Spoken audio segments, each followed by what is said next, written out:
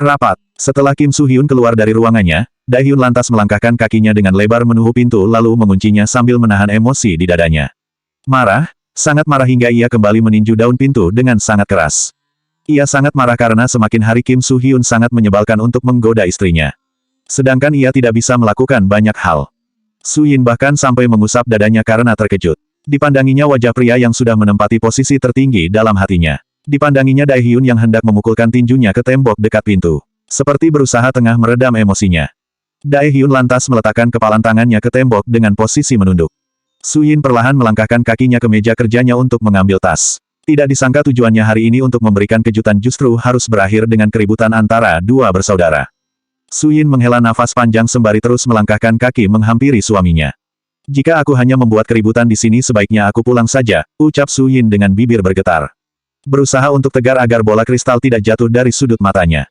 Soo-yin sama sekali tidak menyesal pagi-pagi sudah datang ke hotel tapi ia menyesal karena kelak pasti akan menyebabkan pertengkaran di antara mereka berdua. Sekarang saja sudah seperti itu apalagi nanti. Sungguh Soo-yin tidak bisa membayangkan jika Kim Soo-hyun sampai mengetahui semuanya. Dae-hyun menoleh mendengar istri kecilnya berkata seperti itu. Matanya terlihat kentara sekali meredam amarah. Tanpa berucap lantas melangkahkan kakinya menghampiri Soo-yin. Melihat ekspresi suaminya Soo-hyun beringsut mundur. Tak pernah dilihatnya Dae-hyun yang menatapnya seperti itu. Dengan cepat Dae-hyun memegang tengkuk Soo-yin hingga membuatnya tak bisa bergerak lantas mendaratkan sebuah ciuman di bibirnya. Soo-yin sontak terkejut dengan apa yang dilakukan Dae-hyun karena dia pikir tadi ia akan melakukan sesuatu yang lain. Ketika mulut Soo-yin terbuka, Dae-hyun lantas menelusupkan lidahnya menjelajahi setiap sudut mulut sang istri. Hingga Soo-yin perlahan menutup matanya serta mengalungkan tangannya di leher Dae-hyun. Ia merasakan ciuman Dae-hyun kali ini sangat berbeda cenderung tergesa-gesa. Bukan ciuman lembut yang penuh kasih sayang yang biasa ia rasakan. Dae-hyun terus melumat bibirnya dengan kasar hingga beberapa saat.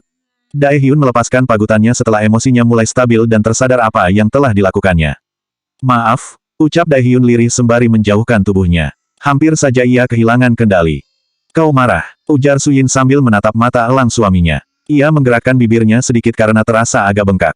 Bukannya menjawab Dae-hyun justru mendekap tubuh Soo-yin dengan erat. Berusaha meyakinkan dirinya jika sang istri hanyalah miliknya seorang dan tidak akan dimiliki oleh orang lain termasuk Kim Soo-hyun. Aku hanya marah pada diriku sendiri karena membuatmu berada di situasi sulit seperti ini. Dae-hyun terus mengusap rambut Soo-yin kemudian mengecup keningnya berulang-ulang. Lalu apa yang harus aku lakukan? Cepat atau lambat Kim Soo-hyun pasti akan memintaku menjawabnya, ucap Soo-yin dengan pilu. Sungguh tidak tega jika dirinya harus menolak Kim Soo-hyun setelah memberinya waktu yang cukup lama. Aku janji setelah rapat ini semuanya akan berakhir. Kau hanya perlu menolaknya. Dae-hyun merengkuh wajah Soo-yin lalu mengecup keningnya beberapa saat sebelum akhirnya melepaskannya. Semoga semuanya berjalan dengan lancar. Sekarang pergilah, bukankah kau bilang tadi rapatnya sebentar lagi, ujar Soo-yin. Tidak apa-apa sesekali terlambat. Apa kau akan ikut masuk? Tanya Dae-hyun. Untuk apa? Bukankah rapat itu hanya dihadiri oleh keluarga dan orang penting saja? Soo-yin justru balik bertanya. Dengan kau berada di sana membuatku merasa jauh lebih kuat, ucap Dae-hyun seraya tersenyum lalu mengusap bibir ranum sang istri dengan ibu jarinya. Melihat wajah Soo-yin pagi ini membuat Dae-hyun semakin bertekad bulat untuk segera mengakhiri masa jabatannya sebagai direktur hotel itu. Ia yakin tidak akan pernah menyesal dengan keputusannya. Aku di sini saja menunggumu, sahut Soo-yin seraya tersenyum. Digenggamnya jari Dae-hyun yang masih berada di pipinya lalu meremasnya pelan. Baiklah, tetaplah di sini, ujar Dae-hyun sebelum akhirnya melangkahkan kakinya keluar. Ia sudah terlambat 10 menit yang pasti akan membuat para dewan direksi menjadi marah. Itu sebenarnya malah lebih bagus sehingga memudahkannya untuk turun dari jabatannya. Ruang rapat. Benar saja sesuai dugaan Dae-hyun jika semua kursi sudah penuh terisi oleh orang-orang penting hotel. Ada juga Park Ji-hoon yang sudah duduk di seberang meja. Ia tampak diam saja sambil memijat pelipisnya. Ada juga kedua pamannya yaitu Jung Woo yang mewakili Bibi Hyun Bin serta Gung Min yang mewakili Bibi Shin Hye. Yang lainnya adalah para investor yang menginvestasikan uang yang cukup banyak di The Silla Seoul Hotel. Meskipun ada beberapa yang tidak datang karena sebagian berada di luar negeri. Sedangkan Kim Soo-hyun duduk di dekat Park Ji-hoon. Dae-hyun terlebih dahulu memandang semua orang yang hadir lalu membungkukkan tubuhnya sebagai tanda hormat dan sopan. Yang tahu diadakannya rapat hari itu adalah Park Ji-hoon. Sedangkan lainnya tidak tahu sama sekali mengenai hal itu karena memang Dae-hyun tidak memberitahukannya saat undangan diberikan. Mereka hanya mengira itu seperti rapat biasa yang diadakan setiap bulan. Dae-hyun menghirup udara dalam-dalam dari hidung kemudian menghembuskannya dari mulut untuk menghilangkan semua rasa gugupnya. Tanpa duduk terlebih dahulu ia langsung berdiri di tempat yang biasa digunakan untuk berpidato.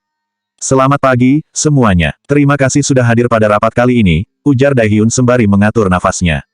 Yang lain tampak fokus mendengarkan sambil bertanya-tanya apa tujuan Daehyun mengumpulkan mereka semua. Untuk para dewan direksi yang terhormat, saya mengucapkan banyak terima kasih karena Anda semua sudah mempercayakan kepada saya untuk memimpin hotel ini.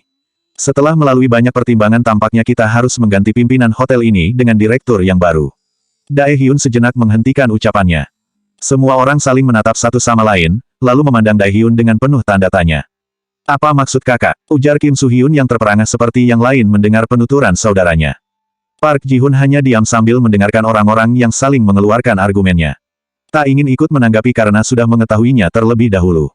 Daehyun, kau tidak usah membuat lelucon seperti itu, ujar Jungwoo sambil tertawa diikuti dengan yang lainnya. Sudahlah, tidak perlu menggantinya dengan siapapun. Hanya kau yang pantas menjadi direktur di hotel ini, ujar Gungmin. Kedua paman Daehyun mengatakan hal itu karena sekarang Daehyun baik-baik saja dan belum mengetahui hubungannya dengan Suyin. Jika mereka tahu mungkin saat ini kedua pamannya akan berebut posisi sebagai direktur. Bab 277 Keputusan Rapat. Daehyun memberikan waktu untuk mereka berargumen dan menyampaikan pendapat. Meski tidak akan menjadi bahan pertimbangan tapi setidaknya dia harus mendengarkan apa yang mereka inginkan. Tekad Daehyun sudah bulat sehingga tidak akan ada yang bisa menghentikannya. Aku melakukan ini hanya berniat agar hotel menjadi lebih maju lagi, ucap Daehyun kembali.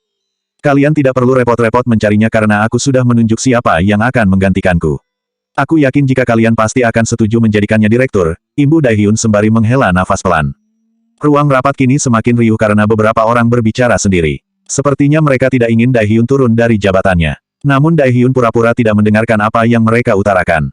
Aku akan menunjuk Kim Soo-hyun sebagai direktur baru The Sila Seoul Hotel, ucap Daehyun dengan suara keras dan tegas.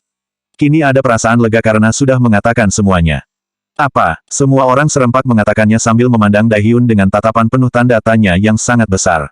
Hingga beberapa saat ruang rapat jadi hening karena semua orang sangat terkejut.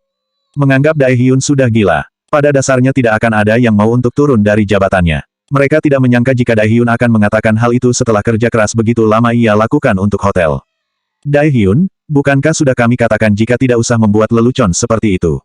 Kim Soo-hyun itu masih terlalu muda. Dia, Jungwoo menghentikan ucapannya saat melirik ke arah Kim Soo-hyun. Hendak mengatakan tidak bisa diandalkan tapi segera mengurungkan niatnya. Jaga ucapanmu, tidak usah main-main seperti itu, tukas Pao yang merupakan salah satu dewan direksi. Mereka terus berpendapat untuk menolak gagasan Daehyun yang ingin berhenti dari jabatannya. Kalian tidak perlu khawatir, aku akan tetap membantu pekerjaan Kim Soo-hyun sampai dia benar-benar bisa, ujar Daehyun untuk meyakinkan jika Kim Soo-hyun bisa diandalkan. Tolong, pikirkan kembali apa yang telah kau katakan. Karena tidak hanya hotel ini yang rugi tapi kami juga akan merasa sangat dirugikan, protes Pak Choi. Kakak, apa yang sebenarnya kau pikirkan? Memangnya kau mau kemana? Ujar Kim Soo-hyun seraya berdiri karena dia adalah orang yang paling terkejut di antara yang lainnya. Aku tidak akan kemana-mana. Aku hanya ingin jika kita bergantian posisi agar kau bisa merasakan menjadi seorang pemimpin. Sudah cukup aku mengabdikan hidupku untuk bekerja di hotel ini. Sekarang waktunya kau yang melakukannya, sahut Daehyun dengan tegas. Aku tidak punya pengalaman sama sekali dengan semua ini. Bagaimana bisa kakak berpikir seperti itu? Ujar Kim Soo-hyun yang ikut protes tentang ide tidak masuk akal dari saudaranya. Ayah, ada apa sebenarnya dengannya? Kenapa dia mendadak seperti itu? Ujar Kim Soo-hyun sambil memandang ke arahnya. Tidak apa-apa, kau juga harus belajar untuk menjadi seorang pemimpin, ujar Park Ji-hun dengan tenang. Sebagai seorang ayah dia juga ingin putra bungsunya maju. Semua orang terdengar menolak apa yang Daehyun lakukan. Mereka tidak mungkin begitu saja membiarkan hotel dipimpin dengan orang yang belum berpengalaman. Tolong, tenang semuanya, izinkan aku untuk berbicara, ujar Daehyun sambil menghirup nafas dalam-dalam lalu mengeluarkannya. Keputusanku sudah bulat, meski diriku tidak menjadi direktur utama lagi aku akan tetap bekerja dengan baik di hotel ini. Kuharap kalian menerima keputusanku dengan baik. Mulai besok aku akan bertukar ruangan terlebih dahulu bersama Kim Soo-hyun sebagai uji coba, ujar Daehyun lagi. Satu lagi, aku melepaskan jabatan ini karena aku ingin fokus mengurus cabang yang ada di berbagai tempat, lanjut Daehyun. Bagaimana bisa kami mempercayai ucapanmu? Kau sungguh sudah tidak waras. Tidak ada orang yang akan mengundurkan diri karena hanya untuk alasan seperti itu. Kau pikir uang kami di hotel ini adalah sebuah lelucon? Protes demi protes terlontar dari para anggota Dewan Direksi. Aku rasa rapat kali ini cukup. Silahkan jika kalian masih ingin berbincang, ujar Daehyun yang langsung undur diri. Daehyun memutuskan duduk karena hasil rapat sudah diputuskan. Itu terserah mereka untuk setuju atau tidak. Tinggal menunggu proses pengangkatan Kim Soo-hyun maka semuanya akan selesai. Setelah itu tinggal mengurus perceraiannya dengan Aeri. Barulah dia akan menikah ulang dengan Su Yin untuk menghapus jejak yang beredar agar selama ini Su Yin tidak dianggap pelakor dan seorang wanita simpanan. Membayangkan bagaimana mereka berjalan di altar sudah membuat jantungnya berdebar. Sayang, bersabarlah. Tinggal selangkah lagi, akan kujadikan kau satu-satunya permaisuriku, batin Daehyun dengan wajah tersenyum. Tidak ingin mendengarkan perdebatan mereka, Daehyun memutuskan untuk keluar dari ruangan itu. Dengan langkah santai Daehyun melangkahkan kakinya menuju pintu keluar. Kini beban di pundaknya terasa sedikit berkurang. Semoga keputusannya tidak akan membuat kekacauan di hotel itu. Semua orang yang ada di ruang rapat saling berdiskusi meminta pendapat kepada Park Ji-hun kenapa Daehyun tiba-tiba saja melakukan hal itu. Padahal akhir-akhir ini sepertinya tidak terjadi sesuatu apapun. Menunggu jalannya rapat yang pasti lama, Su Yin memutuskan untuk mencari Jae-hwa. Barangkali bisa menemukannya karena ponselnya selalu tidak aktif ketika ia mencoba menghubunginya. Su Yin berpikir jika Jae-hwa mengganti nomor ponselnya. Akhirnya setelah mencari ke beberapa tempat Su Yin melihat dari ujung lorong sosok Jae-hwa yang baru saja masuk ke sebuah kamar hotel. Seperti biasa ia memang akan melakukan pekerjaan itu setelah pelanggan meninggalkan kamar. Sayang sekali tiba-tiba saja banyak karyawan yang berada di luar sehingga jalannya terhalang. Su Yin tidak bisa melihat ke kamar hotel nomor berapa yang dimasuki Jae-hwa. Ketika sampai di ujung lorong Su Yin bahkan bingung antara masuk kamar nomor 133 atau 134. Biasanya jika ada pekerja di dalam maka pintunya tidak akan dikunci. Su Yin memberanikan diri untuk memutar salah satu kenop pintu ternyata memang tidak terkunci. Sudah bisa dipastikan jika Jae-hwa berada di dalam. Su Yin berharap semoga saja dirinya tidak akan salah masuk kamar. Ketika masuk ke dalam kamar tidak ada siapapun di dalam. Hanya terdengar kucuran yang berasal dari kamar mandi. Ia berpikir jika Jae-hwa sedang membersihkan toilet. Sebelum menjadi sekretaris Daehyun, Su Yin melakukan hal yang sama seperti apa yang mereka Jae-hwa lakukan sehingga Su Yin memutuskan untuk duduk di sisi ranjang menunggu Jae-hwa keluar. Ceklek, terdengar suara pintu yang terbuka dari arah kamar mandi, membuat Su Yin langsung menoleh. Bab 278 Salah Masuk Kamar. Su Yin membelalakan matanya ketika melihat siapa yang tengah berdiri di tengah pintu. Bukan Jae-hwa yang ada di sana melainkan pria asing yang tidak pernah dikenalnya. Pria itu hanya memakai handuk sebatas lutut dengan butiran air yang menetes dari rambutnya yang basah. Pria itu tampak seumuran dengan Daehyun. Di mana Jae-hwa, batin Su Yin yang lantas berdiri dan segera memalingkan wajahnya ke arah lain. Maaf saya salah masuk kamar, Tuan, ujar Su Yin tidak berani melihat ke arah pria itu. Langsung saja ia bergegas menuju ke arah pintu. Begitu ingin membukanya ternyata pintu itu terkunci membuat Su Yin semakin resah. Semoga saja pria itu bukanlah pria hidung belang. Benarkah kau salah masuk kamar? Bukankah kau memang berniat ingin menggodaku? Ujar pria itu sambil menarik sebelah bibirnya ke atas. Su Yin akhirnya memberanikan diri membalik tubuhnya. Tidak peduli dengan pria itu yang belum memakai baju. Emosinya naik karena sudah dianggap yang tidak-tidak dari pria yang bahkan tidak dikenalnya. Tolong, jaga ucapan Anda, ucap Su Yin dengan menggertakkan giginya. Sebisa mungkin ia masih berusaha untuk bersikap sopan karena pria itu adalah tamu hotel ini. Hahaha, sudahlah tidak usah berpura-pura seperti itu. Katakan saja berapa tarifmu maka aku akan membayarnya, ucap pria itu sambil tersenyum mengejek. Su Yin benar-benar terperangah mendengar pernyataan pria itu yang secara tidak langsung menganggapnya sebagai jalang. Ia mengepalkan tinjunya kuat-kuat karena menahan amarah. Sekali lagi tolong jaga ucapan Anda. Suara Su Yin semakin meninggi kali ini. Memang gadis sekarang banyak yang jual mahal, ucap pria itu sambil berdecak. Ingin sekali rasanya Su Yin menamparnya tapi ia tidak punya banyak waktu untuk mengurus pria hidung belang seperti dia. Enggan berdebat lebih lama, Su Yin segera berbalik untuk membuka pintu tapi pintu itu lagi-lagi terkunci. Tolong berikan kuncinya, Tuan, pinta Su Yin dengan batas kesopanan yang sudah hampir habis. Tidak semudah itu kau bisa keluar dari kamar ini, ucap pria itu dengan senyuman penuh arti. Tubuh Su Yin langsung gemetar memandang pria itu yang semakin dekat berjalan ke arahnya.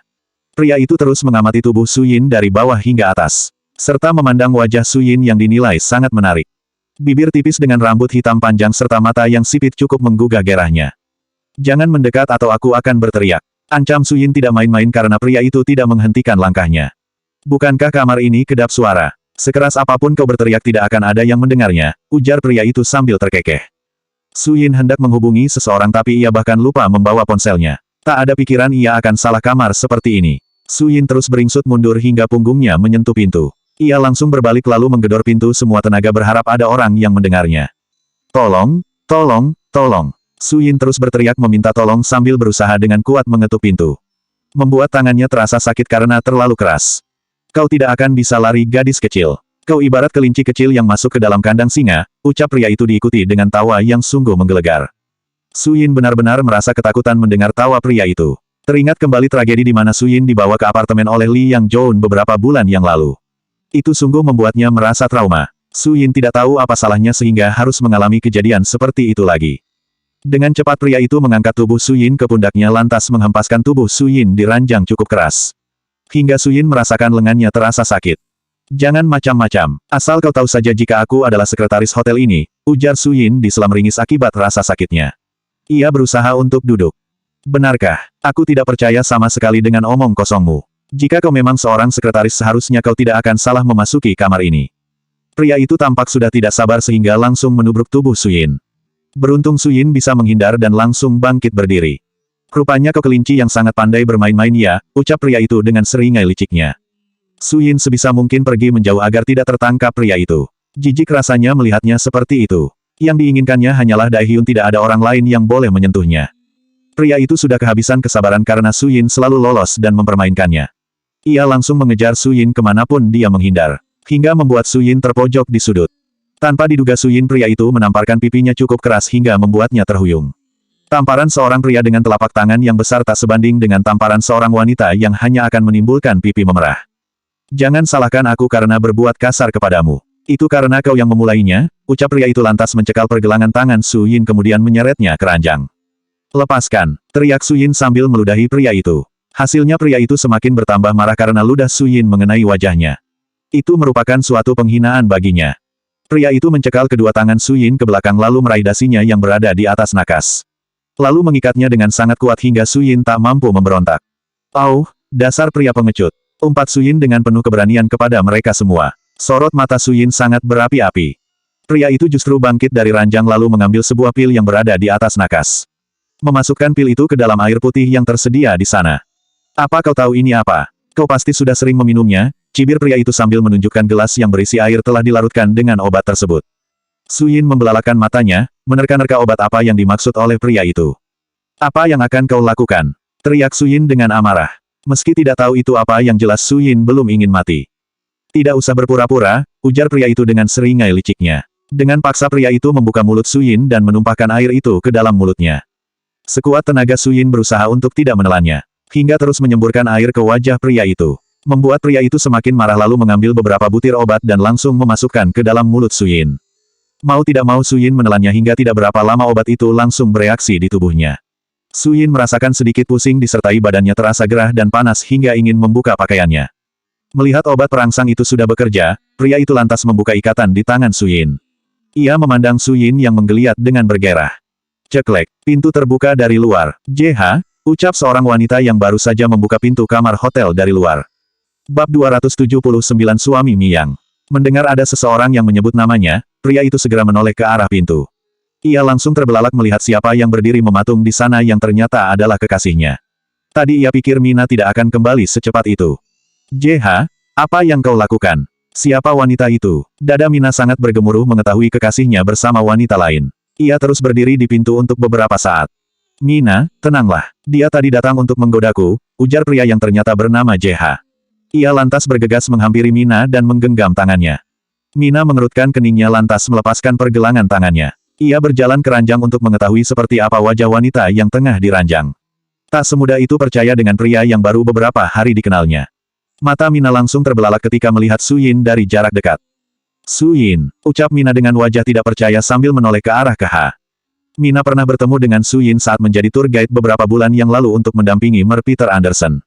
Mereka cukup lama bersama sehingga Mina tidak mungkin salah mengenali wajah Su Yin. Apa yang kau lakukan padanya? Mina menatap tajam ke arah JH. Meski Mina tidak pernah bertemu lagi dengan Su Yin, ia yakin jika Su Yin bukanlah seseorang wanita penggoda. Bukankah kukatakan dia mencoba untuk menggodaku, sahut JH untuk meyakinkan gadis incarannya. Tidak mungkin Su Yin menggodamu, tukas Mina sambil menggelengkan kepalanya. Kau mengenalnya, tentu saja, kami pernah bertemu sebelumnya. Dia tiba-tiba saja datang dan ingin menggodaku. Lihatlah tubuhnya jika kau tidak percaya. Dia bahkan langsung meminum obat perangsang, ujar JH dengan rasa gugup jika akal busuknya ketahuan oleh Mina. Lantas kenapa kau tidak memakai bajumu? Cepatlah ganti pakaianmu, ujar Mina. JH mendesak ingin menolak tapi tidak jadi. Jika menolak maka dirinya pasti akan ketahuan oleh Mina. Namun hasratnya benar-benar sudah tidak tertahankan. Terbersit dalam pikirannya jika memiliki dua gadis itu lebih baik. JH menyeringai licik memandang Mina sekilas. JH lantas mencekal pergelangan tangan Mina, lalu menghempaskan tubuh gadis itu ke ranjang tempat di samping Suyin. Karena sudah ketahuan maka ia akan melakukan pada keduanya. JH, apa yang kau lakukan? Mina berusaha memukul dada pria itu yang sudah berhasil mengungkung tubuhnya. Kau terlalu lama membuatku menunggu, ucap JH dengan tersenyum miring dan penuh gairah. Membuat Mina merasa takut dengan pria itu. Mina adalah seorang tour guide yang tanpa sengaja bertemu dengan JH beberapa hari yang lalu. JH mengatakan jika dirinya menyukai Mina. Mereka baru saja check up di hotel ini pagi tadi. Mina tidak tahu jika JH adalah orang jahat. Tolong, lepaskan. Mina, ia tidak menyangka jika JH adalah pria brengsek. Jaehua baru saja selesai membersihkan kamar sebelah yang ditempati JH. Ketika melewati pintu ia mendengar samar-samar seperti suara seorang wanita yang meminta tolong. Di saat yang bersamaan Daehyun juga berada di sana. Ia tadi berniat mencari Suyin karena membaca pesan yang dikirimkan di ponselnya. Suyin mengatakan ingin menemui Jaehua. Itu kenapa Daehyun mencari di mana Jaehua sedang membersihkan ruangan. Jaehua, mana Suyin? Tanya Daehyun sambil mengedarkan pandangannya ke belakang Jaehua. Suyin. Jaehua menautkan kedua alisnya kenapa Daehyun menanyakan Suyin kepadanya. Aku tidak tahu, Tuan, sahutnya dengan cepat. Bukankah Suyin bersamamu? Ujar Daehyun. Tolong, tolong. Terdengar suara seorang gadis yang meminta tolong. Beruntung pintu kamar sedikit terbuka sehingga mereka dapat mendengarnya. Tanpa berpikir panjang Daehyun langsung membuka pintu hingga terdengar bunyi dobrakan yang cukup keras. JH lantas menoleh ke arah pintu. Ia sangat marah karena ada yang mengganggunya. Hampir saja ia berhasil melucuti pakaian Mina. Sedangkan Suyin hanya merasakan panas di sekujur tubuhnya karena obat perangsang yang diberikannya cukup banyak. JH, seru Daehyun. Apa yang kau lakukan? Teriaknya setelah melihat bahwa yang berada di ranjang bukanlah Mi yang melainkan Mina dan istrinya. Dengan langkah cepat Daehyun langsung meninju wajah JH hingga tersungkur ke lantai. Sudut bibirnya tampak mengeluarkan darah. Beraninya kau mengkhianati Mi Yang. Teriak Daehyun dengan amarah yang menggebu. Ternyata kau masih ingat dengan mantan kekasihmu. Cibir JH sambil berusaha bangkit berdiri. Ia mengusap darah yang keluar dari sudut bibirnya. Sorot matanya mengartikan jika merasa sangat senang karena membuat Daehyun marah. Dasar kurang ajar, apa yang kau lakukan pada Suyin? Ujar Daehyun seraya menggertakkan giginya serta tatapan yang berapi-api. Diliriknya sekilas Suyin yang berada di atas ranjang tampak menggeliat. Sedangkan Mina kini sudah duduk sambil berusaha menyadarkan Suyin. Jaehua, panggil asisten Chang dan keamanan untuk datang ke sini. Perintah Daehyun seraya melayangkan tinjunya ke perut JH. Baik, Tuan. Jaehua segera menjalankan apa yang diperintahkan. Dengan cepat ia berlari menuju lift untuk menemukan Chang Yuan di ruangannya. Daehyun, kau akan selalu kalah denganku. Pacar tercintamu itu kini sudah kucampakkan. Jika kau ingin memungutnya, ambillah bekasku itu, ucap JH sambil sempoyongan karena beberapa kali Daehyun terus meninjunya. Dia bukan barang sehingga kau bisa seenaknya mencampakkannya begitu saja. Seru Daehyun dengan dada yang naik turun karena menahan emosinya. Tak disangka jika Daehyun merelakan Mi Yang kepada JH agar mereka bahagia. Tapi kenyataannya malah sebaliknya. Sungguh Daehyun tidak habis pikir kenapa JH melakukannya. Pantas saja ketika mereka bertemu di rumah sakit Daehyun merasa curiga karena Mi Yang berada di Korea. Daehyun terus memukul wajah JH dengan membabi buta karena merasa sangat marah sudah meninggalkan Mi Yang. JH, Daehyun dan Mi Yang dulu masuk dalam sekolah yang sama.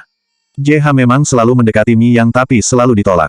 Hingga suatu hari orang tua Mi Yang menjodohkannya dengan JH. Membuat Daehyun semakin terpukul dan dengan sangat terpaksa akhirnya mereka putus. Bukan Daehyun masih mencintai Mi Yang tapi dirinya hanya menyayangkan wanita sebaik Mi Yang harus menikah dengan pria bejat seperti JH. Daehyun, sekuat apapun kau meninjuku tak akan bisa mengubah segalanya. Mi Yang tetaplah bekasku, hahaha. Tawa JH begitu menggelegar padahal darah sudah keluar dari mulut dan hidungnya. Hingga ia pun jatuh tersungkur ke lantai. Cukup, Tuan, seru Chang Yuan saat Daehyun hendak melayangkan tinjunya kembali ke JH. Chang Yuan tidak ingin bosnya dituduh sebagai pembunuh jika terjadi sesuatu pada pria itu. Bab 280 menginginkanmu. Chang Yuan bersama anak buahnya segera membawa JH keluar dari hotel itu sebelum Daehyun benar-benar membunuhnya. Kondisi bosnya kali ini tampak terguncang. Daehyun segera menghampiri Suyin yang berada di atas ranjang dengan nafas yang ngos-ngosan. Suyin tampak menggigit bibir bawahnya sambil terus menggeliat sedangkan matanya terus terpejam. Daehyun segera membopong tubuh Suyin untuk membawanya keluar dari kamar itu. Ia merasa jijik dengan bekas kamar yang ditempati JH. Jaehua, tolong bawa nona ini bersamamu, ujar Daehyun kepada Jaehua yang masih berdiri di sana. Dengan langkah lebar Daehyun langsung melangkahkan kakinya keluar. Masuk ke dalam kamar di sebelah yang sudah dibersihkan oleh Jaehua. Ia harus menyadarkan Suyin terlebih dahulu. Sesuai perintah Daehyun, Jaehua segera membawa Mina yang tampak masih syok keluar dari kamar itu. Sebenarnya tadi Jaehua ingin protes ketika Daehyun membawa Su Yin keluar tapi mengurungkan niatnya. Lebih memilih menghampiri Mina yang duduk di sisi ranjang dengan tatapan kosong. Daehyun mengunci pintu kamar terlebih dahulu sebelum berbalik lagi menuju ranjang di mana Su Yin saat ini tengah berbaring. Ketika Su Yin membuka mata terlihat pandangannya sayu dan bergairah. "Sayang, kemarilah," ucap Su Yin dengan tatapan berkabut. Hendak bangun untuk duduk tapi kepalanya terasa agak pusing. "Su Yin, sadarlah," ujar Daehyun sembari mengguncang tubuh sang istri.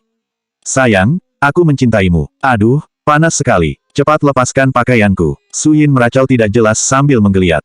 Daehyun ingin menyadarkan Su Yin terlebih dahulu. Meskipun bisa saja ia mengambil kesempatan di saat istrinya yang setengah sadar karena di bawah pengaruh obat perangsang, Daehyun tidak ingin melakukannya. Sungguh tidak tega melihat Su Yin yang tersiksa seperti itu. Dengan kasar Su Yin berusaha merobek pakaiannya tapi tidak bisa. "Sayang, buka matamu. Aku mohon sadarlah," ucap Daehyun dengan perasaan cemas yang menggerogoti jantungnya. "Daehyun, ayo kita melakukannya. Bukankah kau juga merindukanku? Batin kita sudah lama tersiksa." Lagi-lagi Su Yin meracau sambil menggeliat dan menarik roknya ke atas. Daehyun tidak menggubrisnya. Sekarang ia pergi ke kamar mandi untuk menyiapkan air dingin guna menyadarkan Su Yin. Semoga saja usahanya bisa berhasil. Setelah menyiapkan air di bak sampai penuh, Daehyun bergegas berbalik kemudian membopong tubuh Su Yin membawanya ke dalam kamar mandi. Dengan pelan Daehyun memasukkan tubuh Su Yin dan memposisikan kepalanya bersandar pada sisi bak. Lantas dibukanya pakaian Su Yin satu persatu agar tubuhnya kembali normal karena pengaruh obat itu. Daehyun sedikit masih bisa merasakan bagaimana perasaan itu sangat menyiksa. Itu mungkin sama dengan yang dirasakannya beberapa tahun yang lalu saat bersama Aery. Daehyun hendak bangkit berdiri tapi Su Yin mencekal pergelangan tangannya. "Jangan kemana-mana," pinta Su Yin dengan sensual. "Aku hanya ingin mengambil handuk saja, tidak akan kemana-mana," sahut Daehyun seraya menyunggingkan senyuman. Su Yin menggelengkan kepalanya. Yang dia inginkan saat ini adalah bersama sang suami. "Aku menginginkanmu," ucap Su Yin dengan suara parau. "Kita akan melakukannya setelah kau pulih," sahut Daehyun tegas. Pria normal mana yang tidak tergoda pada istri yang tidak mengenakan baju. Ditambah lagi dengan dia yang terus menggoda sejak tadi. Namun Daehyun hanya ingin melakukannya setelah Su Yin tidak terpengaruh dengan obat. "Sayang, aku ingin sekarang," rengek Su Yin dengan nada manja. "Setelah kau benar-benar sadar kita akan melakukannya," ucap Daehyun sembari menghela nafas berat. Sakit hatinya melihat Su Yin tersiksa seperti itu. Namun Daehyun hanya ingin melakukannya dengan perasaan penuh cinta. Bukan hanya karena gairah semata. "Apa kau sudah tidak menginginkanku?" Tatapan mata Su Yin tampak memerah dan berkabut. "Sekarang berendamlah dengan benar agar kau tidak merasa pusing. Setelah ini baru kita melakukannya," sahut Daehyun sembari membelai rambut Su Yin dengan lembut dengan posisi duduk berjongkok di dekat bak mandi. Akhirnya Su Yin menganggukkan kepalanya karena hawa dingin air perlahan mampu meredakan rasa gejolak dan hasrat yang membara. Ia semakin geram kepada Jeha yang hampir saja menodai Su Yin setelah apa yang dia menyakiti Mi Yang. Nanti ia membuat perhitungan lagi kepada Jeha. Jika tahu akan seperti ini mungkin ia tak akan pernah melepaskan Mi Yang saat itu. Daehyun hanya kasihan melihat Mi Yang mendapatkan pria yang salah. Pantas saja raut wajahnya sangat berbeda ketika mereka bertemu. Namun disadari Daehyun jika masih bersama Mi Yang mungkin tidak akan bertemu dengan Su Yin. Ia sama sekali tidak menyesal menikahi Su Yin. "Apa sudah mulai baikkan?" ujar Daehyun setelah beberapa saat. Dikecupnya puncak kepala Su Yin beberapa kali. Su Yin berusaha mengerjapkan kedua matanya dan menegakkan kepalanya dengan benar di sisi bak mandi. Meski kepalanya masih terasa berat tapi perasaan gairah itu sudah mulai reda. "Tunggulah di sini sebentar, aku akan membawakan air hangat untukmu," ujar Daehyun. Sebelum bangkit berdiri diremasnya jari Su Yin. "Jangan lama-lama," pinta Su Yin sambil mengerucutkan bibirnya. "Tidak akan lama," sahut Daehyun. Daehyun segera keluar untuk meminta pelayan membawakan teh chamomile agar membuat tubuh Su Yin semakin bugar. Tiba-tiba saja teleponnya berdering. Terlihat nama Kim Soo Hyun tertera di layar. Daehyun mendesah pelan dengan terpaksa menjawabnya. "Kakak, di mana kau berada? Aku ingin berbicara denganmu sekarang juga," ujar Kim Soo Hyun. "Aku sibuk, jika ingin berbicara nanti saja," ucap Daehyun dengan datar. Ia tadi sudah meminta kepada Chang Yuan agar tidak ada yang menyebarkan kekacauan itu. Sehingga semua orang yang melihat akan bungkam. "Tapi Kak, aku ingin berbicara sekarang juga," protes Kim Soo Hyun. "Memangnya apa yang ku ingin kau bicarakan? Jika mengenai pekerjaan nanti saja." Daehyun lantas mematikan sambungan telepon ketika mendengar ada seorang pelayan yang mengetuk pintu. Sesuai pesanannya pelayan itu membawakan teh chamomile. Setelah mendapatkannya Daehyun kembali ke kamar mandi untuk menemui sang istri. Ternyata Su Yin sudah berdiri di bawah guyuran shower, tengah mengguyur kepalanya dengan air mengalir. Sebelum Su Yin menyadari kehadirannya Daehyun segera menutup pintu kembali. Takut sudah tidak bisa menahan hasratnya lagi. Ia hampir lupa jika belum menghubungi Chang Yuan untuk membelikan pakaian untuk sang istri. Belum sampai telepon terhubung ternyata ada suara ketukan pintu sehingga Daehyun bergegas membukanya. Chang Yuan berdiri di depan pintu sambil membawa paper bag di tangannya. Seperti sudah bisa membaca pikiran Daehyun. Sehingga sebelum memintanya Chang Yuan sudah inisiatif membelinya. Ini pakaian nona, Tuan, ujar Chang Yuan. Kau memang asisten terbaik, puji Daehyun seraya meraih paper bag itu. Selanjutnya bab 281 tidak menyesal.